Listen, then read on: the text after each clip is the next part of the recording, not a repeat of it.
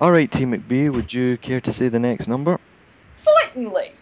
Okay, number 7. Sonic Adventure. Okay, guys. Oh yeah, that game is really nostalgia. Okay, guys, now, this is going to confuse a lot of people. Since I put Sonic Adventure on this list, does that mean it's my favorite Sonic game of all time, even over the Genesis games? Short answer, yes. Pretty much. I don't know what it is, but, you know, I just like the atmosphere the most in Sonic Adventure. Especially the soundtrack. I guess that's kind of biased, but seriously, the soundtrack in this game is really great. It's phenomenal. Yes, I actually bought some of the songs on it. I have them on my Android. I mean, I know I'm jumping into the music too soon, but come on, it's a Sonic game. What Sonic game doesn't have good music? Even the worst and don't Sonic say games. Sonic R, because that game's music was good too. I love Sonic R soundtrack, even if it was corny. There you go. Some people like some cheesy Sonic music, so... Here's why I think Sonic Adventure soundtrack is my favorite. It's got a variety of songs like you've got the normal rock and roll stuff. You've got, but you've also got calm and peaceful jungle music when you go in the tribal areas. That was really good. That just gave a great feeling. Hey, Crush 40. You can't go wrong with them. Mm-hmm. Yeah. That's Crush pretty 40. impressive for a band with 2 members, a singer and a guitar player. Oh yeah, not to mention the jazz music in the casino. Loved that as well. I really like the Knights pinball machine. Oh god, aye. But I should also talk about the gameplay, because you know that's got to be the best reason why this game's on the list. In terms of 3D Sonic games or Sonic games in general, I really enjoyed Sonic's gameplay in this game because the controls were just spot on. Like with Mario, none of the deaths in this game were caused by controls. Maybe by the camera, but definitely not the controls. And just like with Spyro 3, I really liked playing as the other characters. In fact, oh boy. So yeah, I know I'm gonna get a lot of hate for saying this, but I didn't mind Big the Cat's gameplay. Which game? Sonic Adventure. I can't comment on that because I've not played it. He's basically a fishing. He fishes. Okay, guys, yeah, I'll admit it was really, really unnecessary to add it in the game, but I don't know. After doing all the high-speed platforming, after you've done a lot of it, all you need to do next is just sit on your arse and do a wee bit of fishing. Hey, I love the fishing levels in Ocarina of Time, so I guess I can't complain. And yeah. I actually I enjoyed like the fisherman's hat. I actually enjoyed Sega Bass Fishing. When we were kids, they always made me play big to get it over with. Yeah, I mean, like, you know, I think my least favorite character to play as in the game is probably Amy, because she's just the most sluggish out of the characters. I mean, you could say the same for Big, but his levels were not entirely made for high-speed platforming, so I guess it was meant to be that way. And they've all aged, not great, but I have way too much nostalgia to complain about the game. I think the game's aged really well. Well, you know, some more than others. More than Adventure 2 anyway, because like Tails. Tails, he's fun, but you beat his story arc in like half an hour. Oh yeah. Which one? Oh yeah, Tails. But I still think it was better for him to use his tails in the gameplay rather than that mech walker in Sonic Adventure 2. But in the Chow Garden, you're out of the walker, and he has infinite fly. That doesn't count. That's a Chow Garden. Dude, the Chow Garden's awesome. I mean, but you know, okay, it's better in Adventure 2, but I didn't really play the games for the Chow Gardens. Maybe to kill time, but not to play for the whole game. But it's so cute to raise up a Chow. Oh yeah, I'll give you that. That's sort of like you would say with chocobos in Final Fantasy games. Like, that's like just like a one option you can do. But personally, that's just gonna waste more time on me. But I'm like, screw it. I just want to like play through the game. But anyway. But the chocobos, you don't really raise them per se. You just kind of have them. Yeah, well, for the story, I know Sonic games have been known for having too much complex stories, but this game I thought the story was rather interesting. You know, having Dr. Eggman, or Robotnik, as he used to be called, control the water god, and having this interesting backstory with the echidnas and that, especially with the character Tycho, or Tikal, whatever you want to call her. Tikal. Yeah, Tikal. And I'll admit, even though she didn't do much, she was my favourite, well, one of my favourite characters in the game anyway, or probably the series as a whole. What do you mean she didn't do much? She was that floating orb thing that helped you throughout the game. Well, what I mean by that is what I mean by not doing much is that she didn't really have any gameplay, but... Wait, she was that light throughout the game that helps you to get through some certain parts?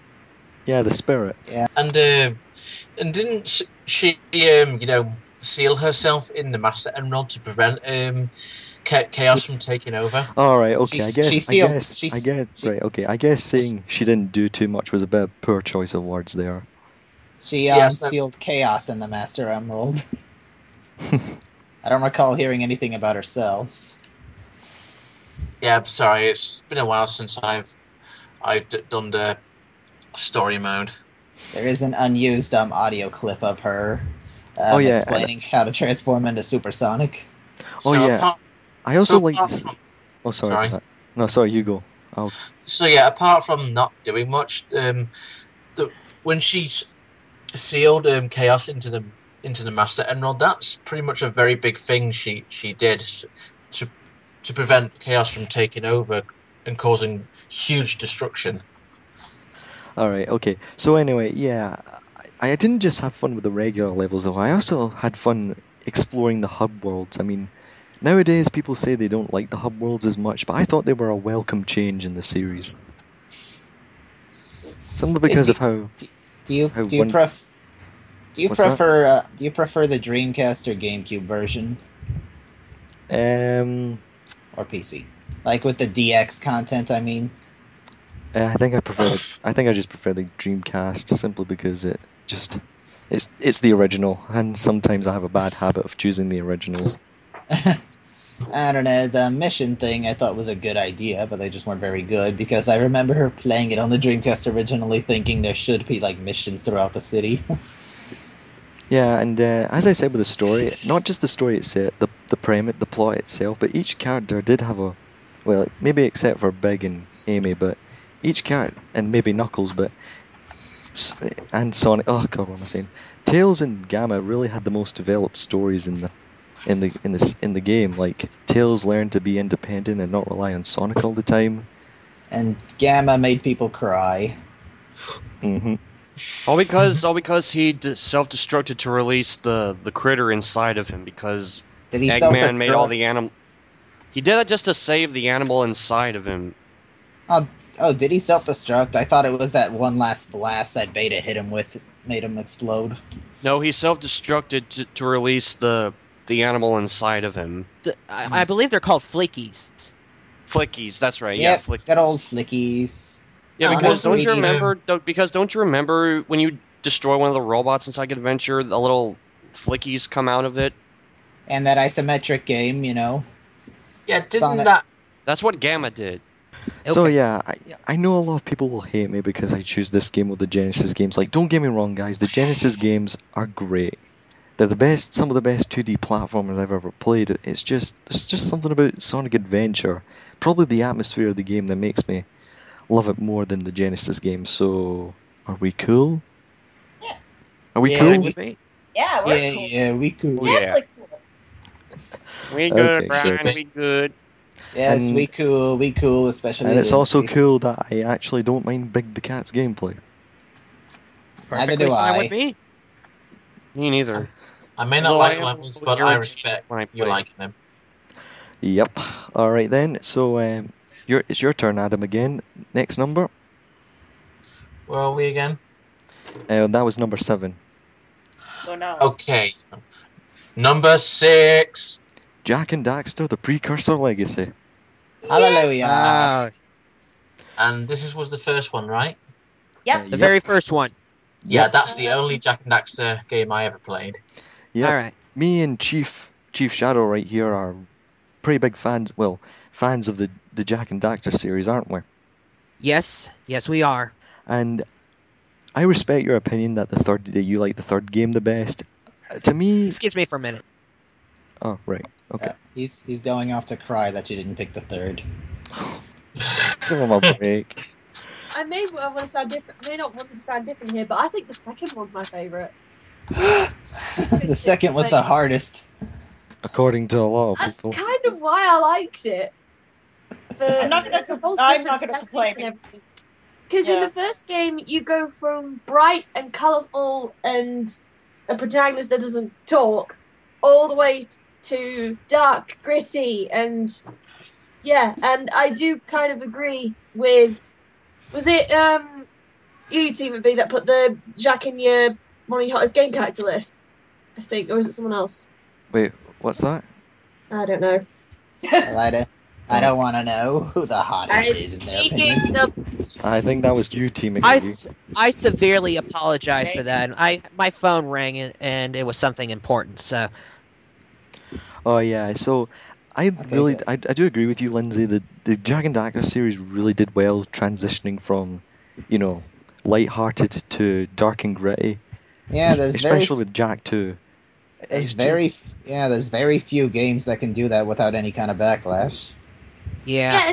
If when I think of Jak and Daxter and Jak 2, I kind of think of it also as, I hate to go back to Zelda again, but Skyward Sword and Twilight Princess. Skyward Sword's all bright and colourful to begin with, anyway, and Twilight Princess is like still dark and gritty, and that's kind of what I associate it with, but with these two games. But I do really like Jak and Daxter. I mean, it was one of the first games I played when I first got my PlayStation 2, so Yeah. I can see why you would pick it as a favourite. So Yeah. Anyways, Okay, as great as the Jak and Daxter sequels was, especially 2 and 3, it's just, Jak and Daxter, the Precursor Legacy, if you were to ask me what the most perfect, well, not the most perfect, because, there's still other platformers on this list, but the most top-notch platformer out there, it's definitely going to go with Jak and Daxter, the Precursor Legacy. I definitely say I prefer it over games like Super Mario 64 and Banjo-Kazooie, because, here's one thing, this was released on the PlayStation 2, but it has 0 load times whatsoever. Mm-hmm. You just Yep. transition from stage to stage without waiting. That's the Thank hallway you. trick. it just felt like it was one giant level. Uh-huh. Definitely. That's the hallway trick. Soul Reaver did that too. Instead of having to stop a load screen, you'd walk down a sort of a hallway, which gave the game time to load the next area. Yeah, and It's really quite effective and keeps the flow going. and Jak and Daxter Precursor Legacy is also one of these games where if I was to tuck into bed and play it at night, it definitely brings a great atmosphere, because it's probably the best casual platformer out there, because it's got great controls. Oh, and the graphics are really great, especially for early PS2 standards. And the environments work really well, especially since this game goes from day to night, like in a GTA game. Yeah. Oh yeah, absolutely. I That was prefer beautiful. the level designs in Jak and Daxter: The Precursor Legacy, over the sequels. Well, the sequels are more gritty, but and they have some really cool levels too. But I think when you see the other 3 games, I don't know, there's something about Precursor Legacy that is just extremely memorable. Replaying it, I'm I remember this level, even though it's a pain in the ass to go to this subjection from point A to point B, I still play it, so there you go. That's my opinion right there. I don't remember too many, levels in the game that really annoy me. Maybe except for the one where you ride that vehicle. I forget what the name was, but The Agram Zoomer. Oh Yeah. yeah, the Agram Zoomer, yeah. Yeah. That was kind of tedious, but it really didn't, kill the whole game for me. Not one bit, not at all, really. No. Well, it's better than when you had to ride on that bird. I kind Oh, of the like the flood. I like the bird as well. I It's like not the flood. I like the zoomer though. Well, to Yeah, each good their for own. you.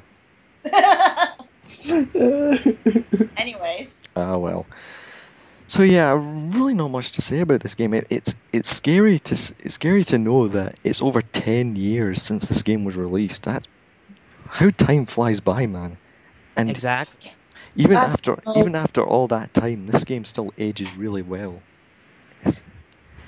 And it's a platformer game that we'll probably never see again. As depressing as that may sound. Yeah.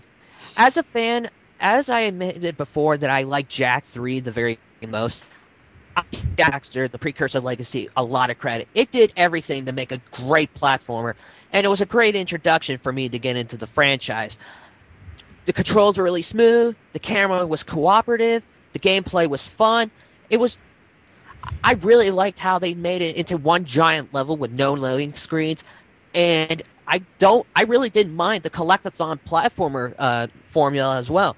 I mean, I dealt with it with Crash Bandicoot with the crystals and gems, but it feels so rewarding of getting all those power cells throughout each area. The only levels to me that were kind of annoying was the Mountain Pass and Fire Canyon and the second lava shelter, the Lava tube. lava tube, that's it. Those were the ones that really annoyed me the very most. And there were some power cells that were very annoying to get, especially in Spider's Cave.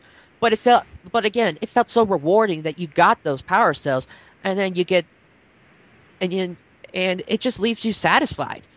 So I gotta say I mistreated Jak and Daxter a little bit, but I can say it's right up there with Jak 3 as my favorite games.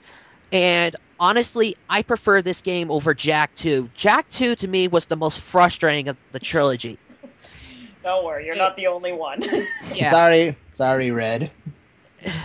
I'm walking away. No, it's okay. Oh, come on. Okay. That's my runner-up. Yeah. Okay. Anyways. Yeah, All Jak right. 2 was very frustrating for me, but Jak and Daxter, I had no frustrations at all, and that to me is a big accomplishment.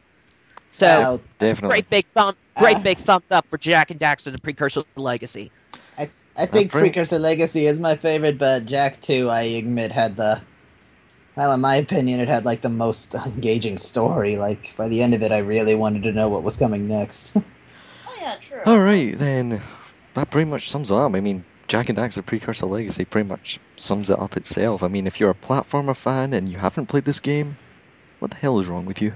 It beats the Lost Frontier. Oh, Do me a favor and go find online or get the Jak and Daxter collection, and you will not be disappointed. no. There you go. Da-da-da. Alright then, moving on. We're in the top 5 now, so Cendoo, will you care to say the next number? Again, I get an odd number. Number 5. Ratchet and Clank 3 Up Your Arsenal. And that is the most epic subtitle ever. Especially coming from a Scottish guy. Didn't they change the title over there? Okay, now I've got a lot of explaining to do. I used to say Ratchet and Clank: A Crack in Time was my favorite game, but in the Ratchet and Clank series. But playing Ratchet and Clank Up Your Arsenal, it just means a lot more to me than A Crack in Time does. I mean, Crack in Time really had the best story in the series, I'll admit. But this may be a bit biased, but I did this. Up Your Arsenal was the first Ratchet and Clank game I ever played. To be honest, I mean, I actually played it on the Sly 2 demo, and I really don't regret anything. I mean, it just meant that I had to try out the other 2 games. And I mean, I said A Crack in Time story was the best, but this game still had a really good story to it, and introduced what has to be the funniest villain in video games, period. Dr. Nefarious. Yeah. That one I agree. Maybe not all Isaac. the time, but he's definitely in the top. So. Hey, Zookstar, can you say the title again? Okay. Up your arsenal. Is that God, why, Lindsay. is that why you want to make Red laugh hard? Yes. Alright. You said Oh my god. Okay. A few more reasons why I like this game the best is because it had the best lineup of weapons by far, hands down, feet on the floor. Because you had the plasma whip, you had the flame laser thing. Forgot what that was called again. Then again, I actually forget a lot of the weapons names. I still remember them being really good, really fun to use though, and fun upgrading them. You know, with I the agree. whole Like the weapon range and with the whole nanotech leveling system. Oh yeah. Yeah.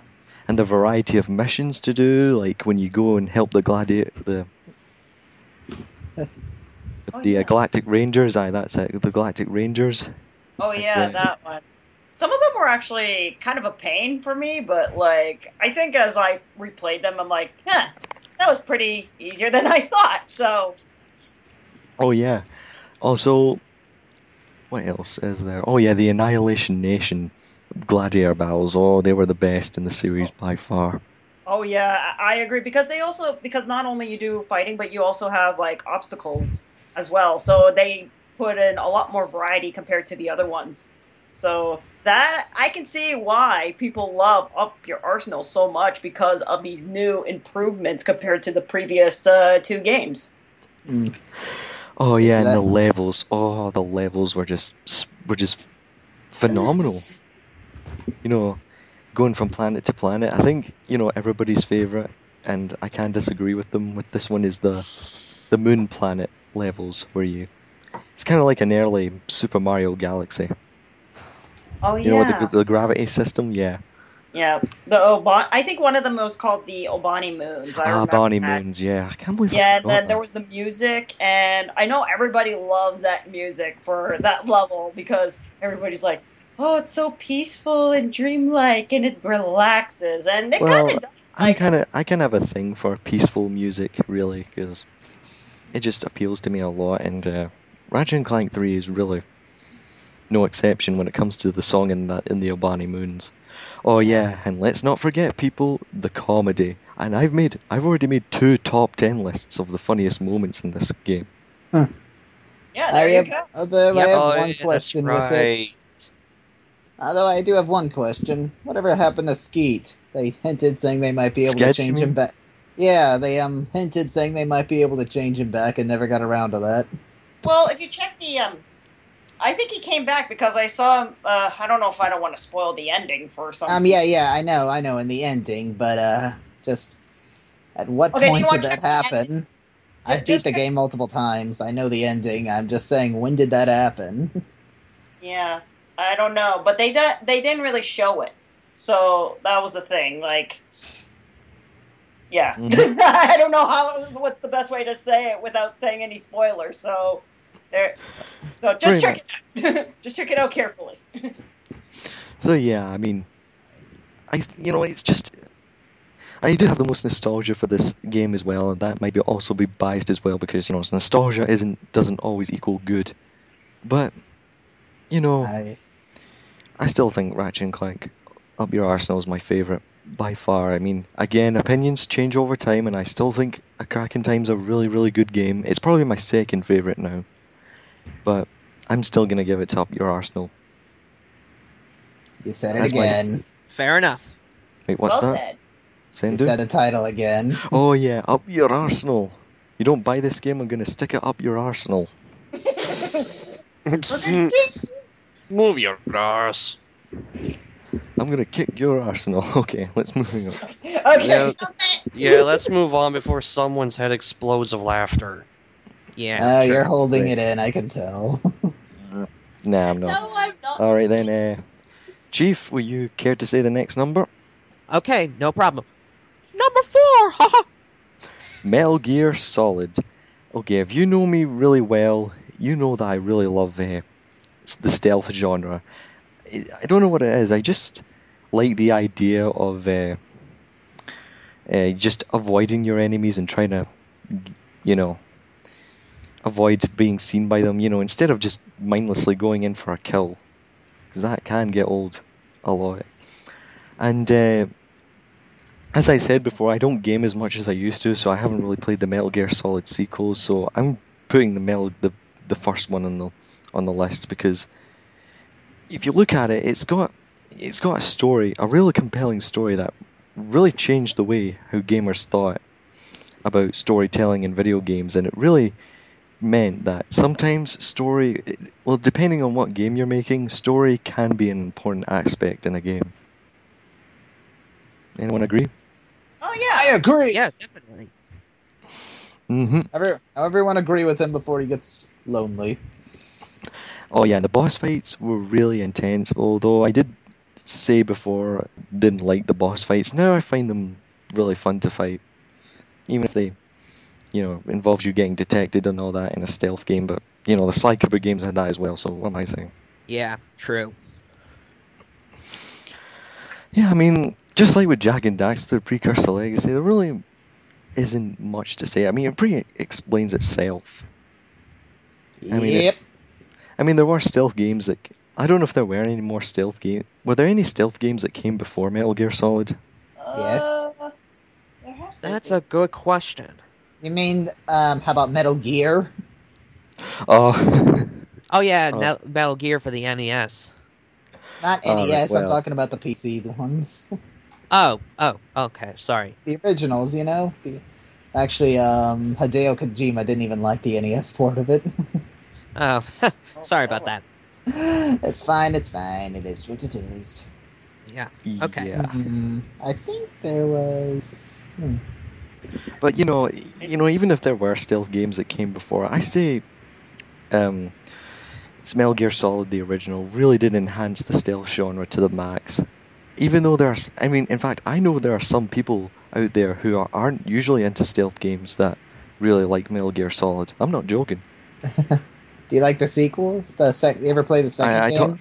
I told you I haven't really played them yet. I know, but have you I played don't- the second one? Because that's kind of a controversial title. Oh god. Well, thank God that's not on the list, so we don't have to get any more fanboys on the runner. I love the second game. I don't care what anyone says. I knew you were Unless it's TMcBee saying it, then I care intensely. And of course, everyone remembers the whole Psycho Mantis thing. Oh yes. By the way, that thing makes sort of a return in the fourth game. That freak. Oh, really? Well, The skinny skeleton. Mm-hmm. One of the most freakiest moments in a video game I've played.